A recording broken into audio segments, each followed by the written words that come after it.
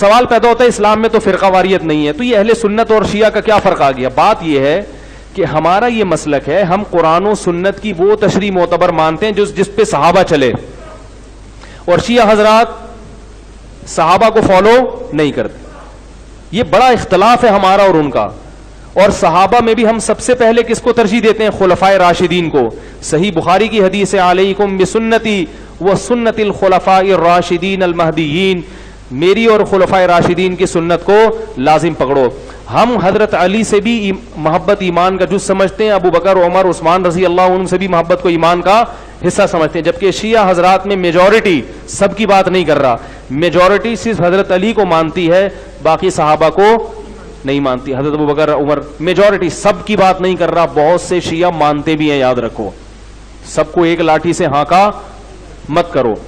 تو باقی میں کبھی کبھار فیس بک پہ نا, میرے پیج پہ لوگ شیعہ کے جو ذاکرین ہیں ان کی اسپیچز شیئر کرتے ہیں, تو جب میں رات کو کبھی جیسے میرا دماغ چلنا شروع ہو گیا نا, تو پھر میں تھوڑی ادھر ادھر کی اسپیچز سنتا ہوں تاکہ میری سوچ دوسری طرف, تو وہ میں پھر جو بھی آ رہا ہے سن لیتا ہوں. کبھی کبھار جناب مولانا الیاس قادری صاحب کی بھی میں پروگرام دیکھتا ہوں کہ آج ان کا نیا کیا آیا ہے, یعنی سمجھ رہے ہیں نا, تو مختلف قسم کی چیزیں آئی بھی ہوتی ہیں, تو ایک اچھا سا محسوس سا ہوتا ہے, بس یار مزہ آیا, بس ٹھیک ہے نا.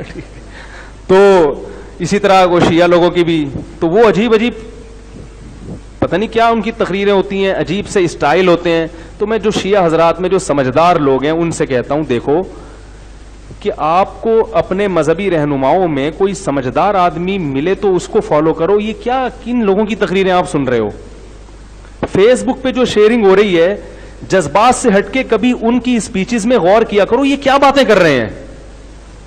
یہ تو فضول, نہ روایتوں کا کوئی سر نہ کوئی پیر, ایسے من گھڑت قصے, یہ تو بیٹھ کے بناتے چلے جاؤ, پھینکتے چلے جاؤ. وہ ہمارے استاذ تھے نا ایک, وہ جو جن نے مجھے کہا نا یہ ہائیڈروجن ڈائی آکسائڈ لکھ کے لاؤ, یہ لکھ کے لاؤ, وہ لکھ کے لاؤ, انہی استاذ کی بات کر رہا ہوں. اللہ تعالیٰ اگر وہ زندہ ہیں تو ان کو عمر میں برکت دے, اگر دنیا سے جا چکے ہیں اللہ ان کی مغفرت سے, پتہ نہیں کہاں چلے گئے وہ. تو ان میں ایک خوبی یہ تھی کہ وہ تعریفیں اپنی بہت کرتے تھے, اچھے استاذ سے, ٹیچر بھی اچھے تھے, لیکن ان میں ایک بات تھی کہ تعریفیں بہت کرتے تھے. تو جب پہلے دن انہوں نے اپنی تعریف کی, ہم نے سنی کہ بھائی ماشاءاللہ بہت اچھے استاذ ہیں. اگلے دن آئے, بہت تعریفیں کی. جب ایک ہفتہ ہو گیا, ہم نے کہا یہ تو کچھ زیادہ ہی ہو گیا, یہ تو ڈاکٹر عبد القدیر خان کو بھی انہوں نے پیچھے چھوڑ دیا ہے. تو پھر طلبہ تو کسی کو نہیں چھوڑتے, اسکولوں کے جو اسٹوڈنٹ ہیں نا بڑے ہوشیار ہوتے ہیں. پھر ہم نے دیکھا کہ ایک دن استاذ آئے ہیں اور اپنی تقریر کر رہے ہیں, تو ایک طالب علم کو ہم نے دیکھا ڈیسک کے نیچے یوں یوں کر رہا ہے. اس کو دیکھا دیکھی دوسروں نے بھی ایسا شروع کر دیا. میں نے کہا یہ کیا ہو رہا ہے؟ انہوں نے کہا یہ چھوڑ رہے ہیں, ہم لپیٹ رہے ہیں. جیسے وہ پتنگ کا مانجا لپیٹا جاتا ہے نا, بھائی پتنگ کا مانجا ایسے لپیٹتے ہیں نا.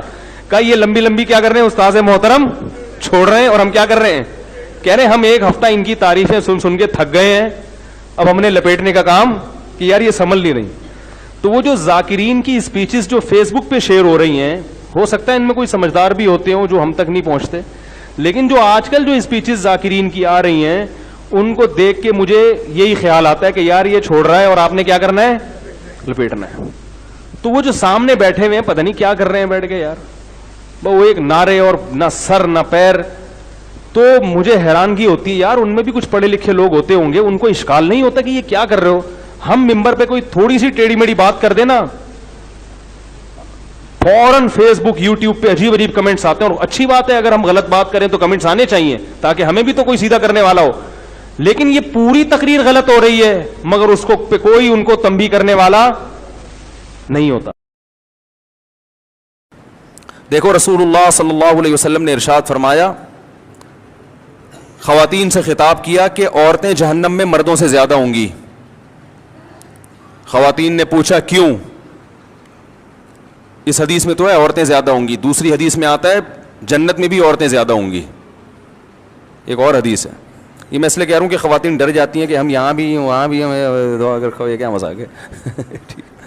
وجہ اس کی ہے کہ خواتین کی آبادی ہی زیادہ ہوگی, تو ظاہر ہے ادھر بھی زیادہ تو ادھر بھی زیادہ.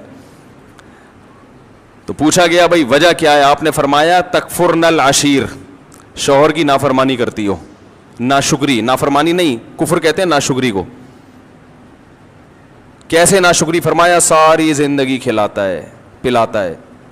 آج کوئی مرد بیوی کو چھوڑ دے بیچاری کا کیا پرسان حال ہوتا ہے ہمارے معاشرے میں.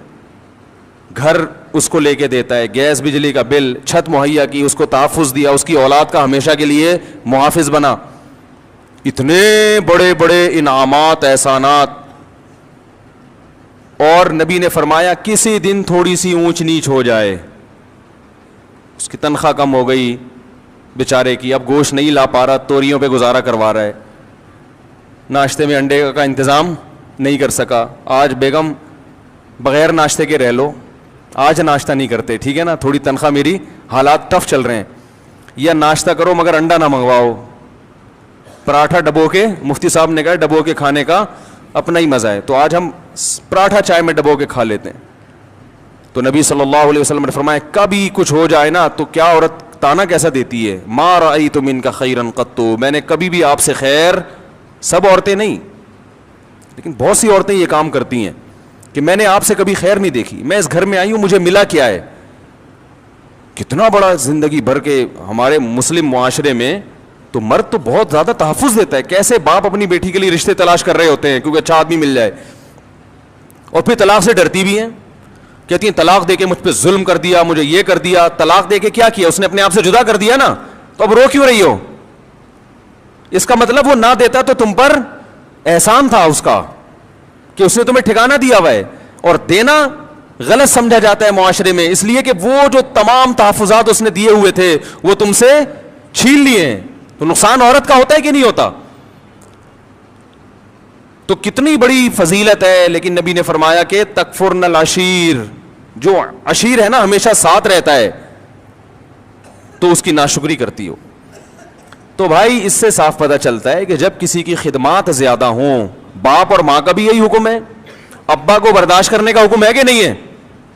آپ کے والد صاحب اگر آپ جے یو آئی میں اور ابا پی ٹی آئی کی تعریفیں شروع کر دیں عمران خان کی, ابا کو بولو گے ابا آپ میرے دل سے اتر گئے, بولو گے؟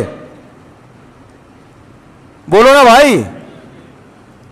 آپ جے یو آئی کے ہو, آپ دھرنے میں شرکت کے لیے جا رہے ہو اور ابا نے کہا پی ٹی عمران خان زندہ باد, آپ بولو گے یار ابا ایسی باتیں نہیں کرو یار, بس یہی بولو گے نا, ابا یہ نہیں کرو یار میں دھرنے میں جا رہا ہوں, آپ کہہ رہے عمران خان زندہ باد.